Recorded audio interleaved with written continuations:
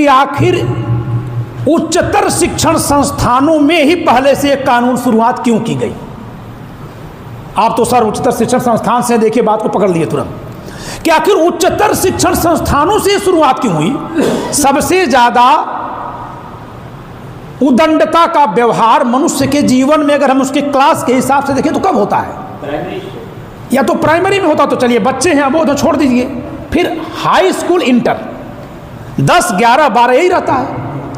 उसमें लागू न करके ये उच्चतर शिक्षण संस्थानों में यानी 13वीं से लगाए अब आप 30वीं तक पढ़िए, 40वीं तक पढ़िए, पूरे तक लागू कर दिए। क्यों? क्योंकि 12वीं तक पढ़ करके आप कोई उत्पाद बन ही नहीं पाएंगे। 12वीं तक पढ़ करके कोई उत्पाद हम नहीं बन पाते हैं। उत्पाद बनने के लिए हमको उसके आगे पढ़ने की जरूरत पड़ती है, डिग्री पाने की जरूरत पड़ती है, और वही जाकर के आपके दिमाग में एक टेरर डाल दिया गया। और जब वहां टेरर हो जाएगा तो नीचे भी सही से नहीं पढ़ेगा, पढ़ के भी क्या कर लेगा। लेकिन अगर इसको लागू कर दिया जाता, यही कानून यूजीसी का सेम कानून, अगर इसी कानून को कक्षा 9, 10, 11, 12 में लागू कर दिया जाता तो हम ये सोचते कि बेटा 4 साल सहेज लो, बचा लो, आगे बचो आगे। जैसे आप युद्ध में जा रहे हैं तो सबको पता है कि वहां तलवार भाले चल रहे हैं, गोली बंदूक चल रही है, न जाने क्या कब कौन किसके ऊपर गिरेगा, लेकिन हर कोई यही सोचता है कि मैं पार निकल जाऊंगा। पार निकल जाने का एक मनोभाव, एक संभावना होती है। अगर ये हो जाए कि चाहे तुम कितनी वीरता से लड़ोगे, 1 घंटे बाद, आधे घंटे बाद, 2 घंटे बाद, 4 घंटे बाद सबको ऊपर से 6 इंच छोटा होना ही है, निश्चित है कि हो जाना है, तो क्या वह लड़ाई का भाव रह जाएगा? हमारे राजस्थान के पूर्वज वह भाव उसके बाद भी पैदा किए हैं, हम उनको नमन करते हैं, लेकिन आम तौर पर तब वह भाव नहीं रह जाएगा, क्योंकि फिर जीतने की संभावना नहीं है। ये क्या कर रहे हैं, ग्रेजुएशन की पहली क्लास से लगाए टॉप में आप जितने भी दिन तक पढ़ेंगे वो कानून आपके सिर पर है, कहीं ना कहीं तक फंस जाओगे।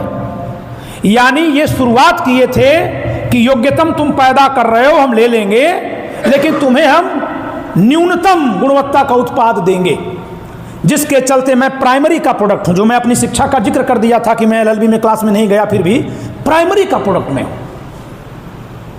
एक प्राइमरी का प्रोडक्ट जाके दिल्ली के आईएएस कोचिंग में पढ़ा सकता, किसान का बेटा, खेती बाड़ी करने वाला।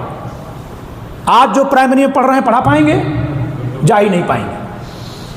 यानी हमारे समय में प्राइमरी में पढ़ाई हो रही थी, बड़ी शानदार पढ़ाई होती थी, देखते देखते खराब हुई। और खराब कब हुई?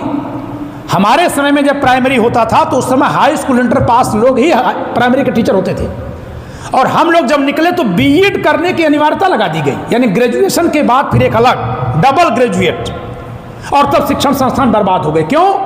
क्योंकि वो बीएड तो थे लेकिन ज्ञान शून्य थे, वो सरकारी मुहर उनको मिल गई थी या परीक्षा में ऐसे ही पास हो गए थे।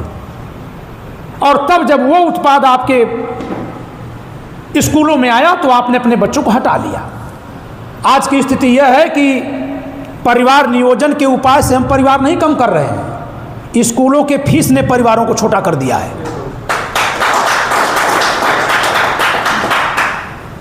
स्कूल की फीस इतनी ज्यादा है, क्यों है? क्योंकि सरकारी संस्थान बेकार हो गए। क्या सरकारी संस्थानों में शिक्षक नहीं है, सैलरी नहीं है? प्राइवेट शिक्षक को सैलरी कम मिल रही है, लेकिन वहां गुणवत्ता है, वो अच्छा पढ़ा रहा है, वहां गुणवत्ता है ही नहीं, पढ़ा ही नहीं सकता, आप उसको हटा नहीं सकते। और फिर इसके बाद अगर कुछ कहेंगे तो SC/ST एक्ट का उसको विशेष वरदान मिला हुआ है, रक्षा कवच मिला हुआ है, वो विशिष्टता उसको मिली हुई है, वो सब पर लागू कर देगा, चाहे डिप्टी साहब हो, चाहे कलेक्टर साहब हो, चाहे बेसिक शिक्षा मंत्री हो, चाहे कोई हो, सब पे लागू कर देगा। वो हो रहा है। तो इस तरह से करके अब हमको सरकार ने ये संदेश दे दिया कि आपके गुणवत्ता की, आपके प्रतिबद्धता की इस देश को जरूरत नहीं। और अगर आपके गुणों की जरूरत नहीं है तो फिर आपकी जरूरत है नहीं। तो सोच लीजिए कि अब आप गुलाम ही नहीं हैं, अस्तित्व खतरे में है। मैंने यह अस्तित्व खतरे की व्याख्या संवैधानिक दायरे में की। अब आता हूं सामाजिक ओर से।